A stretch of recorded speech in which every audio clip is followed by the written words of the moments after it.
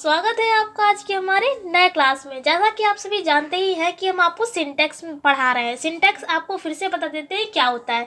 देखिए, आपको कोई भी सेंटेंस दे दिया जाएगा और आपको उसको करेक्ट सीक्वेंस में लगाना होगा। यही हमारी क्रिया क्या कहलाती है, सिंटैक्स कहलाती है। ये बात आपको हम कई क्लासों में बता चुके हैं।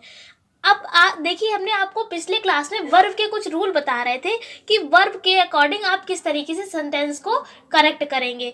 तो 2 रूल हम आपको पहले ही पढ़ा चुके थे। आज आपको देखिए तीसरा रूल पढ़ाते हैं। तीसरा रूल आप उसी के नीचे नंबर डाल के लिख सकते हैं। क्या है यहाँ पर हमारा तीसरा?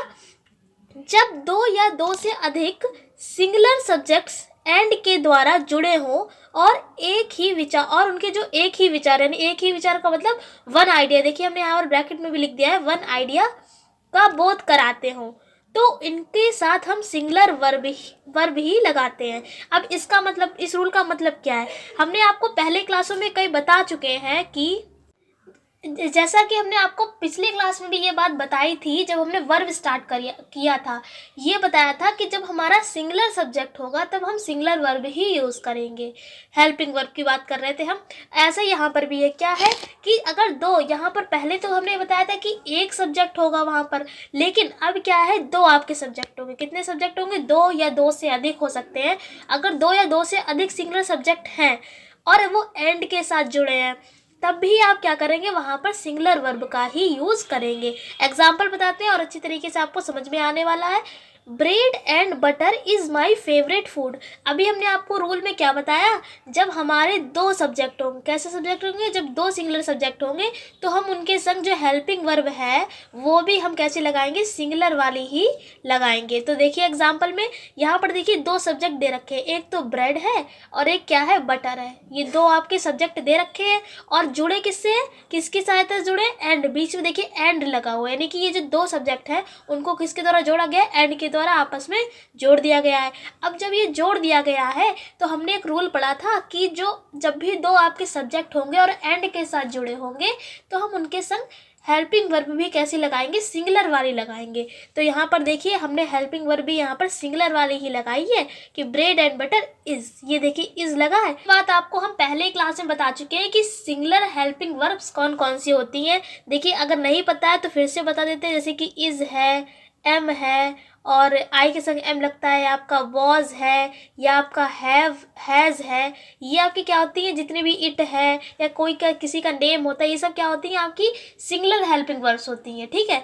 और जो बाकी की होती हैं, जैसे कि आर लगा देते हैं हम यू के साथ, दे के संग, बी के संग, इसके संग क्या लगता है, हमारा आर लगता है। ये हमारा प्लूरल में यूज़ होता है। वर है, ये भी हमारा प्लूरल में यूज़ होता है।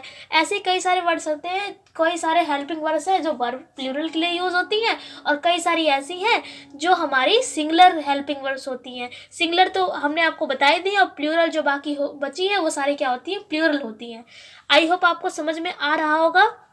तो देखिए हमारा पहला रूल क्या था कि जब भी हमारे 2 सब्जेक्ट होंगे, क्या होंगे, 2 सिंगुलर सब्जेक्ट होंगे और किसके साथ बीच में जुड़े होंगे, एंड के साथ, तो हम हेल्पिंग वर्ब भी उसके साथ कैसे लगाएंगे, सिंगुलर वाली ही हेल्पिंग वर्ब हम लगाएंगे। तो देखिए जब 2 थे सब्जेक्ट और किसके साथ जुड़े, एंड के संग, तो हमने हेल्पिंग वर्ब भी कैसे लगाई है, इज लगाई है। अगर यहाँ पर देखिए, ये तो आपका सेंटेंस करेक्ट हमने यहाँ पर लिख रखा है। अगर आता है इसको, जैसे अगर सिंटैक्स में आएगा तो ये इनकरेक्ट लिख कर आएगा, आपको इसको करेक्ट करना होगा। तो आप कैसे करेक्ट करेंगे इसको, यहाँ पर देखिए इनकरेक्ट में कैसे लिख कर आएगा, आपका पूरा सेंटेंस ऐसे ही लिख कर आएगा। बस आपका क्या होगा, इज की जगह पर आपका आर हो सकता है लिखा हुआ, तो आप क्या करेंगे, उस आर को हटाकर इस लगा देंगे और आपका सेंटेंस करेक्ट हो जाएगा। आई होप आपको ये एग्जाम्पल अच्छी तरीके से समझ में आ गया होगा। बताते हैं आपको नेक्स्ट एग्जाम्पल के बारे में। नेक्स्ट एग्जाम्पल भी सेम ऐसे ही है। यहाँ पर देखिए लिखा है the horse and carriage is waiting at the gate, ये लिखा हुआ है। अब हमने आपको क्या होता है, जब भी 2, यहाँ पर देखिए 2 आपके सिंगुलर सब्जेक्ट्स हैं, एक हॉर्स है, एक है कैरेज, तो ये दोनों क्या है, आपके सिंगुलर सब्जेक्ट्स है। और देखिए यहाँ पर एंड लगा, यानी एंड से जुड़ा हुआ है। अब आपको क्या पता है कि जब भी ऐसा सिचुएशन होगी तो हम सिंगुलर वाली ही हेल्पिंग वर्ब का यूज़ करेंगे। तो यहाँ पर भी देखिए हमने इज लगा दिया, इज हमारी क्या है, सिंगुलर हेल्पिंग वर्ब है।